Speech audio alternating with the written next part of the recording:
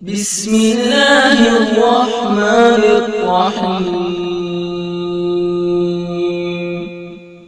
شروع اللہ کے نام سے جو بڑا مہربان نہایت رحم والا ہے۔ ایک مرتبہ اللہ کے نبی حضرت عیسیٰ علیہ السلام اپنے ساتھیوں کے ساتھ چل رہے تھے۔ اتنے میں آپ کے حواریوں نے کہا، اے عیسیٰ ابن مریم، کیا آپ کا اللہ آسمان سے کھانا اتار سکتا ہے؟ تو یہ سن کر اللہ کے نبی عیسیٰ علیہ السلام نے فرمایا، اے لوگو، اگر تم مومن ہو تو اللہ سے ڈرو۔ تو انہوں نے کہا، ہم تو اپنے ایمان کی تازگی کے لیے عرض کر رہے ہیں تاکہ ہم اللہ کی قدرت کو دیکھیں اور پیٹ بھر کے کھانا کھا کر اپنے ایمان کو بڑھائیں، اور وہ لوگ جو کفر پر ہیں ان کا ایمان بھی آپ پر ہو جائے۔ بس یہ سن کر اللہ کے نبی حضرت عیسیٰ علیہ السلام نے ہاتھوں کو بلند کیا اور اللہ کی دربار میں دعا مانگی کہ اے اللہ، ہمارے لیے آسمان سے دسترخوان اتار تاکہ ہمارے اور آنے والے لوگوں کے لیے یہ نشانی عید بن جائے۔ بے شک تو بہترین رزق دینے والا ہے۔ بس اللہ نے جیسے ہی حضرت عیسیٰ کی دعا سنی تو فرمانے لگے، اے عیسیٰ، تمہارے پروردگار نے تمہاری دعا قبول کر دی، لیکن اس دسترخوان کے اترنے کے بعد اگر ان لوگوں نے خیانت کی تو ان پر وہ عذاب نازل ہوگا جو آنے والی نسلوں کے لیے مثال بن جائے گا۔ ابھی یہ الفاظ مکمل ہو ہی رہے تھے کہ اتنی دیر میں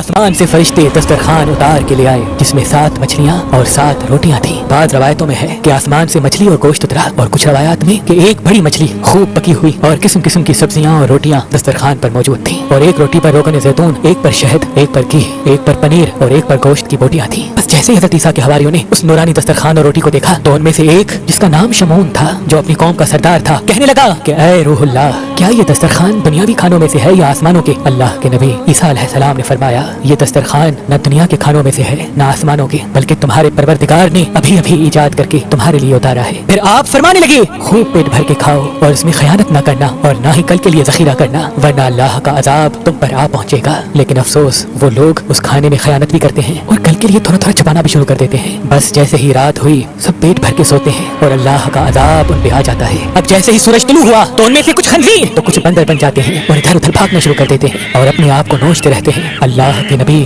حضرت عیسیٰ علیہ السلام نے جب ان کو دیکھا تو اللہ سے دعا کی، تو یوں تیسرے دن وہ سارے اللہ اور اللہ کے نبی کے نافرمان دنیا سے مر کے فنار ہو گئے۔ بے شک اللہ کے نافرمان کا یہی حشر ہوتا ہے۔ اللہ پاک نے اس واقعے کو اپنے کتاب قرآن کی سورہ مائدہ میں محفوظ کر دیا، تبھی اس سورہ کو مائدہ یعنی دسترخوان کہتے ہیں۔ اے اللہ، ہم سب کو اپنے فرما بردار بندوں میں شامل کر اور ہم سب کو ویسا بنا جیسا تو ہمیں دیکھنا چاہتا ہے۔